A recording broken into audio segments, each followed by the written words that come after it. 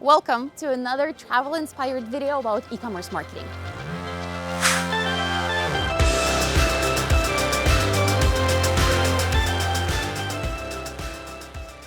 Today, we're in the historic town of Pisa. Its crown jewel, the Pisa Tower, has a lean, but it has survived and stood the test of time because of balance and precision. So today we're going to talk about how to achieve the balance and precision in your e-commerce marketing and help your e-commerce store stand the test of time as well.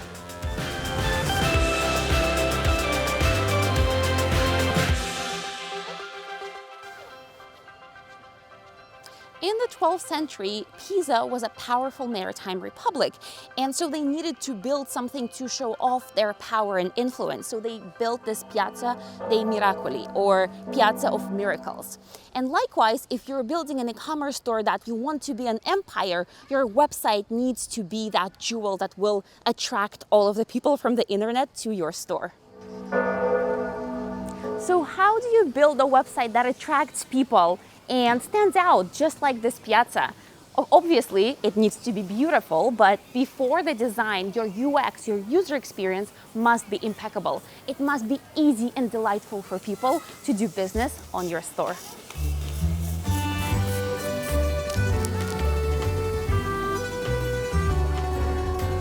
Constructed over 2 centuries, the Leaning Tower of Pisa required multiple recalculations and adjustments.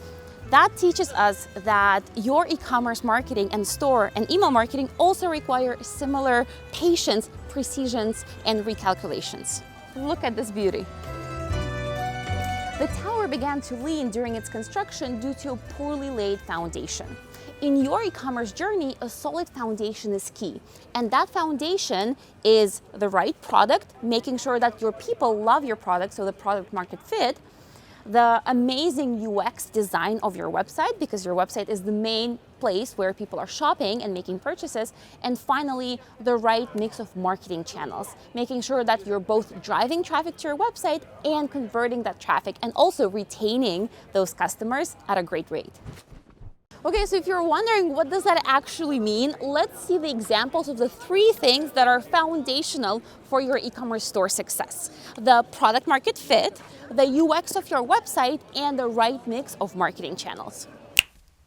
Number 1, the right product market fit. For example, a classic instance is Warby Parker, the online eyewear retailer. They recognized a gap in the market for affordable but stylish eyeglasses and capitalized on it. Their unique selling proposition was simple yet powerful. High-quality eyeglasses at a fraction of the cost of traditional retail, coupled with a home try-on program. The specific product market fit allowed them to stand out in a crowded market. So the key takeaway here is that it's crucial to identify a real need or gap in the market and address it with a product that not only fulfills that need, but also does so in a way that's distinguishable from competitors. Number 2, amazing UX design of the website. A classic example here is Apple. Apple's online store is a prime example of exceptional UX design.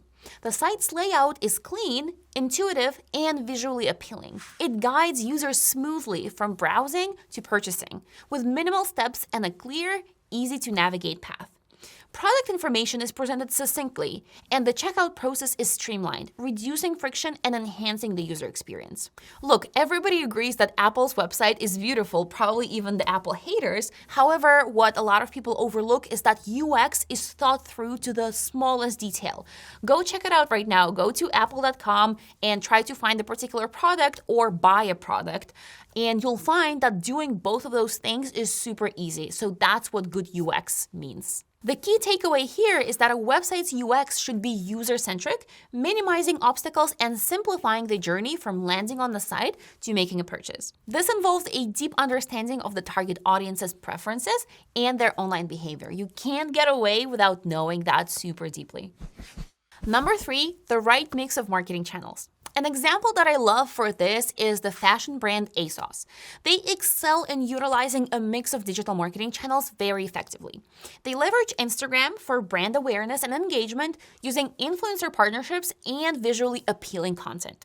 Email marketing, my favorite, is used for personalized promotions and retargeting, while SEO and content marketing drive organic traffic to their site. ASOS also utilizes data analytics to continually optimize their marketing efforts across these channels. The key takeaway here is that it's not just about being present on multiple channels, but understanding which channels your target audience frequents and how they use these platforms.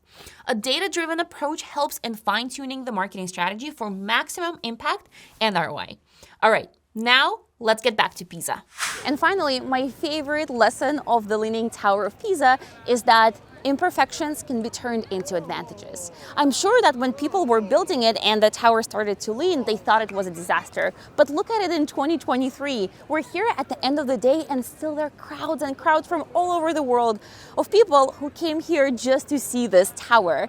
And I'm sure that if not for this tower and this beautiful piazza, this town probably wouldn't see that many tourists. And I think it's just a great reminder that if something is imperfect in your products, in your business, don't give up. Just keep going, try to make it better, and I'm sure that if you just keep going at it and with precision and patience, you will win.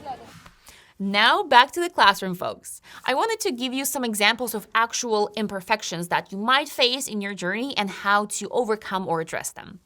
Number one is limited product range. Some e-commerce brands start with a very narrow product range. Not some, most e-commerce brands start with a narrow product range, which might seem like a drawback compared to larger retailers with vast inventories. Here's an example of turning that into an advantage. Brands like Dollar Shave Club leverage this by focusing on a small selection of high-quality products. This allowed them to perfect their offerings and create a strong brand identity around these select products. A limited range can also emphasize quality over quantity and create a perception of exclusivity. Look, a lot of these new up-and-coming DTC brands have very narrow product offerings. Look at Magic Spoon. They probably started with like 4 different flavors only, or Olipop, a popular soda brand. So don't be discouraged by a narrow product offering. Really, it's not that big of a disadvantage, and you can easily turn that into an advantage. Another very common limitation is budget constraints for marketing. Many small e-commerce businesses struggle with limited marketing budgets, especially if you're bootstrapped and not VC-backed. And this can hinder their ability to compete with larger players. Here's how to turn that into an advantage. Brands can use this as an opportunity to be creative and authentic in their marketing efforts. For instance, Gymshark, a huge brand now, leveraged influencer marketing in its early days, utilizing relatively low-cost social media influencers to build a devoted customer base. This grassroots approach can often result in a more genuine customer relationship than large-scale traditional advertising. A third common limitation or imperfection is that some e-commerce companies are highly localized and can't immediately scale to serve a global market.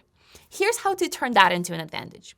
By focusing on the local market, brands can offer exceptional localized services like faster delivery or local customization that global competitors simply cannot match.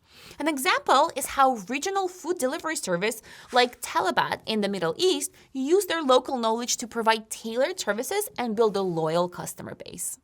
Another imperfection that brands can face is simplicity in website design. Smaller e-com sites might not have the flashy, high-tech features of larger sites. How do you turn that into an advantage? A simpler website can be a boon in terms of user experience.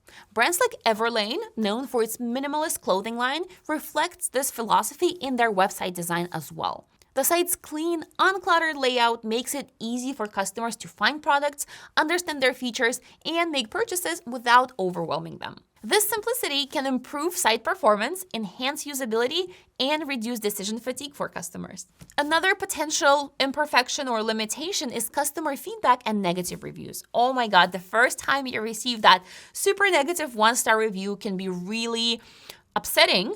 However, even that can be turned into an advantage. Transparently addressing customer feedback, as seen with companies like Zappos, can significantly improve brand loyalty. Responding to negative reviews and acting on feedback demonstrates your commitment to customer satisfaction, leading to improved trust and potentially better product or service offerings. So, don't be afraid to get negative reviews. I guarantee you that you will eventually. And when you do, just address that feedback. Try to help the customer. Try to improve your products or services if that's part of the picture. So don't be afraid to get creative. And as always, just be authentic. That really resonates with customers. So to sum up, by acknowledging and embracing these imperfections, e-commerce brands can differentiate themselves in a crowded market and build a more authentic and relatable brand image. This approach can foster a deeper connection with your customer base and pave the way for long-term success. Now, back to beautiful Pisa.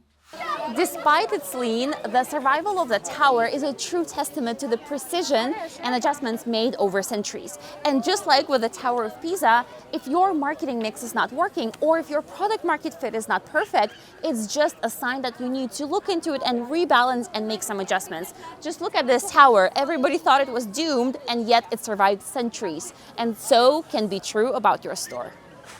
If you enjoyed this video, definitely let me know in the comments, because this format is very experimental, and let me know what you learned and what you'd like to learn more of. Thank you, as always. Subscribe, leave a comment, and I will see you in the next video.